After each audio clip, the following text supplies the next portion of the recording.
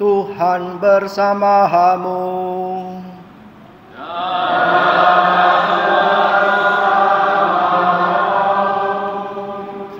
Inilah Injil suci menurut Matius.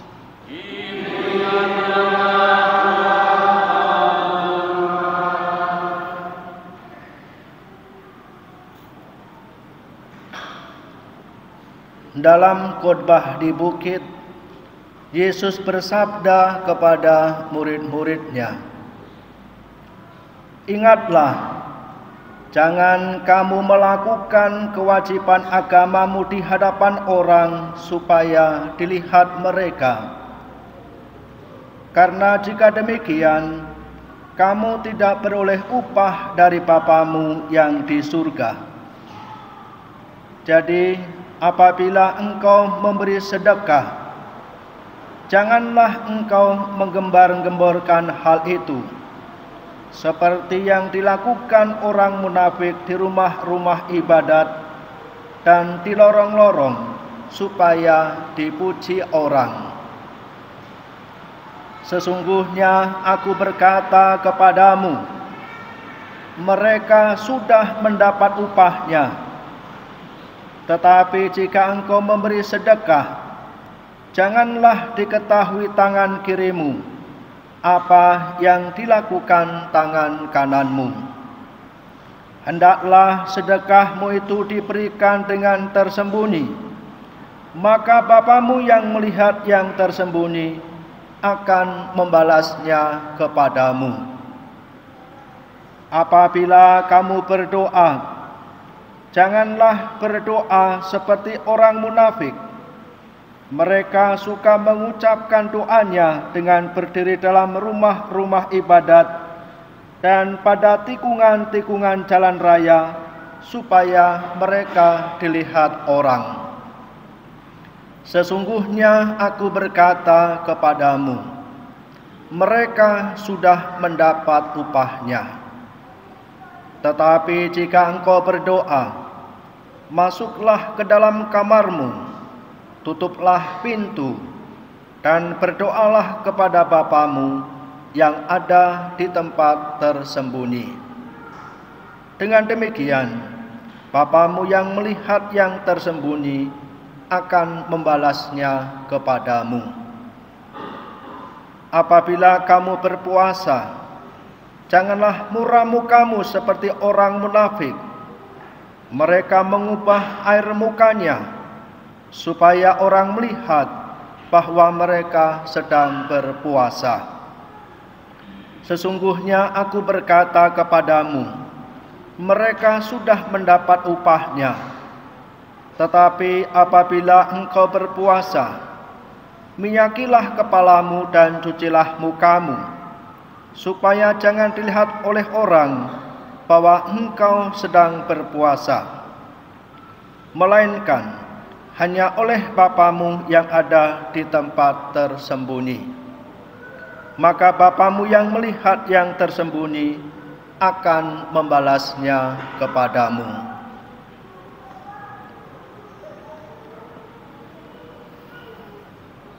Demikianlah sabda Tuhan.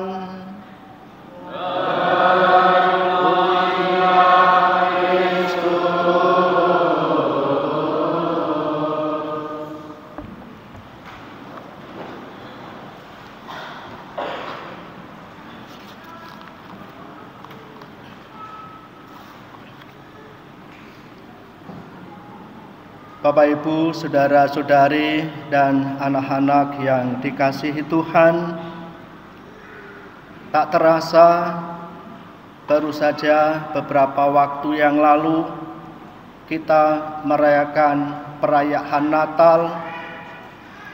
Kini kita sudah memulai masa Prapaskah, dan beberapa waktu ke depan kita akan merayakan perayaan Paskah. Masa Prapaskah adalah masa di mana kita diajak untuk menyiapkan Paskah dengan layak, dengan pantas, dengan penuh sukacita. Maka karena perayaan Paskah begitu agung dan mulia dan bahkan menjadi puncak iman kita, maka masa Prapaskah menjadi sangat penting bagi kita semua. Masa Prapaskah adalah masa pertobatan, masa pemeriksaan batin, masa untuk berpantang dan untuk berpuasa, masa di mana kita diajak untuk semakin mendekatkan diri kepada Tuhan melalui relasi kita dengan Tuhan yang kita ungkapkan dalam doa-doa kita semua, dalam Ekaristi, dalam pertemuan-pertemuan APP di lingkungan, devosi kepada Jalan Salib yang kita lakukan setiap hari Jumat dan seterusnya. Bapak Ibu, saudara-saudari yang dikasihi Tuhan, masa Prapaskah kita awali dengan penerimaan abu. Abu ini bukan berasal dari abu dapur ketika kita memasak dari kayu, tetapi abu ini sungguh abu yang sangat istimewa, karena abu ini berasal dari kumpulan-kumpulan daun palma dari Bapak Ibu sekalian yang dikumpulkan lalu dibakar. Abu itulah yang akan kita gunakan untuk penerimaan abu pada malam hari ini. Ketika kita menerima abu, pemimpin mengatakan, bertobatlah dan percayalah kepada Injil. Jadi konsekuensi menerima abu tidak lain adalah kita diajak untuk sungguh-sungguh serius membangun pertobatan dan percaya kepada Injil. Bapak Ibu, saudara-saudari yang dikasihi Tuhan, mengapa gereja Katolik memakai abu kok tidak memakai arang atau barang-barang yang lain? Abu kalau kita perhatikan adalah barang yang remeh. Abu adalah barang yang tidak ada artinya, tidak berbobot, sangat ringan sekali abu itu. Abu kalau ditiup oleh angin, maka abu itu akan berhamburan dan abu itu akan diinjak-injak. Jadi abu sebenarnya adalah barang yang tidak berguna, barang yang dibuang, yang tidak ada artinya.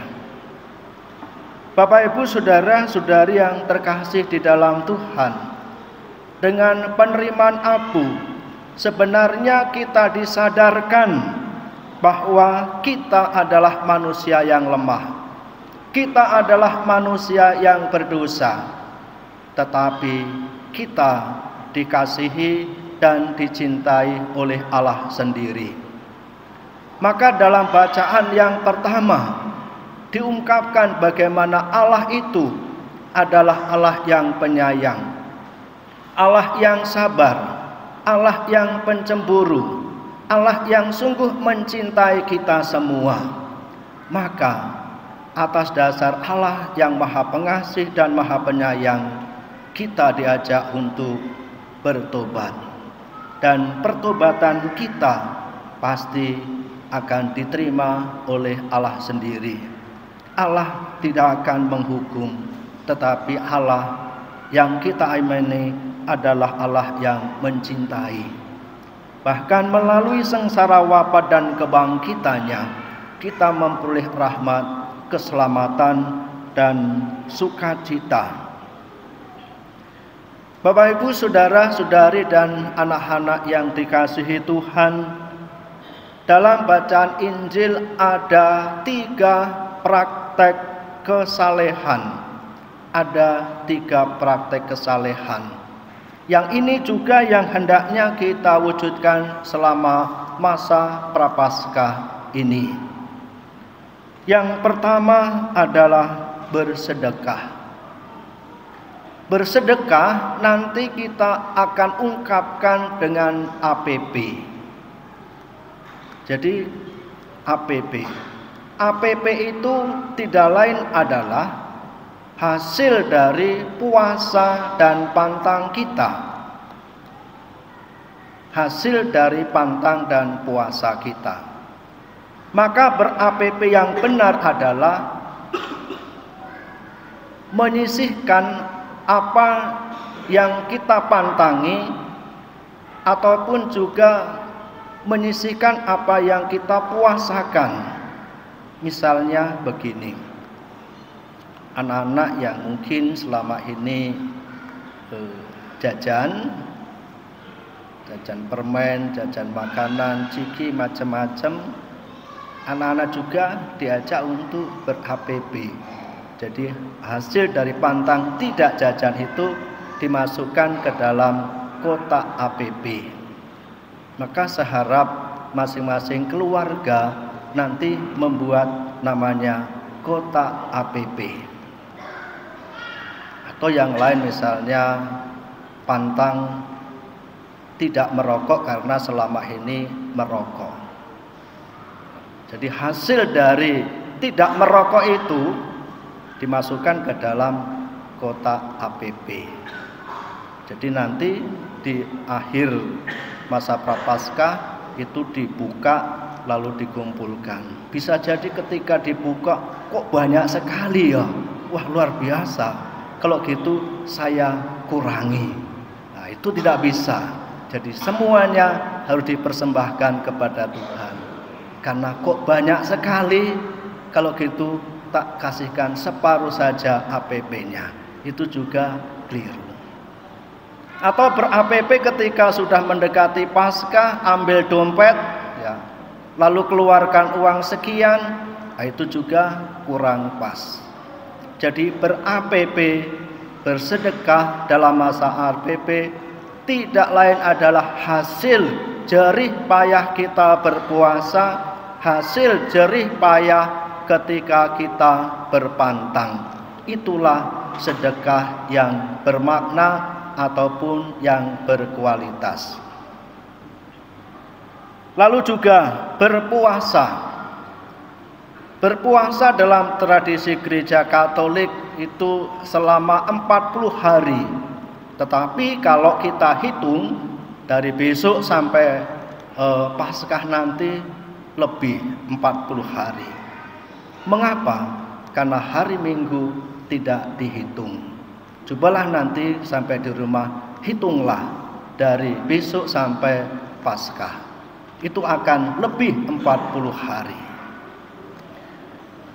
Berpuasa dalam konteks Gereja Katolik, makan kenyang hanya 1 kali dalam sehari. Jadi jangan setiap makan kenyang terus, bukan, tetapi makan kenyang hanya 1 kali.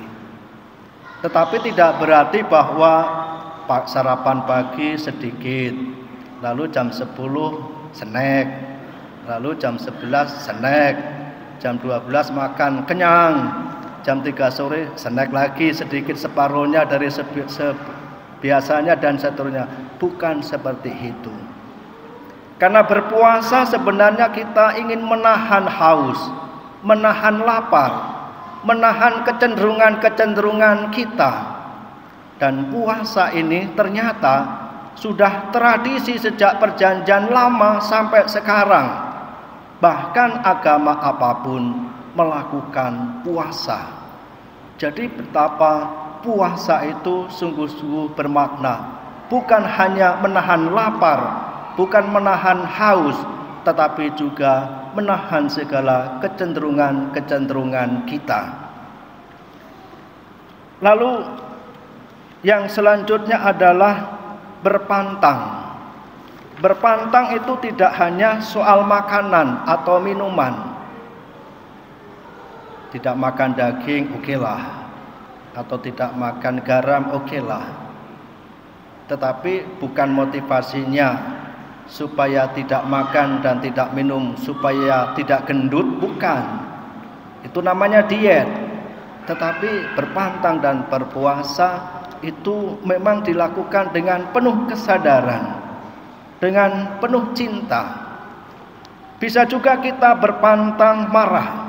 Bagi yang mempunyai habitus atau kebiasaan marah, pantanglah marah. Atau juga yang mempunyai kebiasaan ngerumpi, berpantanglah untuk tidak ngerumpi. Atau yang mempunyai kebiasaan bohong, berpantanglah untuk bersikap tidak bohong dan bersikap jujur. Atau selama ini iri hati, maka bersyukurlah atas segala anugerah yang Tuhan berikan. Atau selama ini menaruh dendam dan menaruh kebencian kepada sesama, atau bahkan mungkin keluarga kita, masa Prapaskah menjadi kesempatan untuk berdamai dengan keluarga, berdamai dengan sesama kita. Lalu juga mungkin selama ini kita tidak pernah lepas dari HP, tidak lepas dari HP. Maka baik pada masa Prapaskah ini kita diajak untuk menahan sejenak.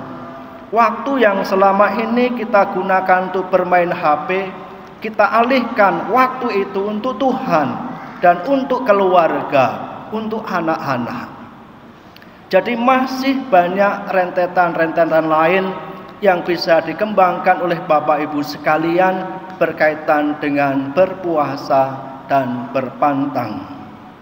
Bapak Ibu saudara-saudari yang terkasih di dalam Tuhan, akhirnya seluruh pantang, seluruh puasa dan seluruh derma itu hendaknya kita lakukan dengan tulus, dengan cinta, bukan untuk pamrih, bukan untuk dipuji, bukan untuk disanjung. Karena Tuhan dengan sendirinya akan memberikan upah, akan memberikan berkat-berkat kepada kita semua tanpa kita meminta pun. Tuhan memberikan rahmat dan berkat bagi kita semua. Selamat berpantang, selamat berpuasa, selamat bersedekah. Tuhan memberkati. Amin.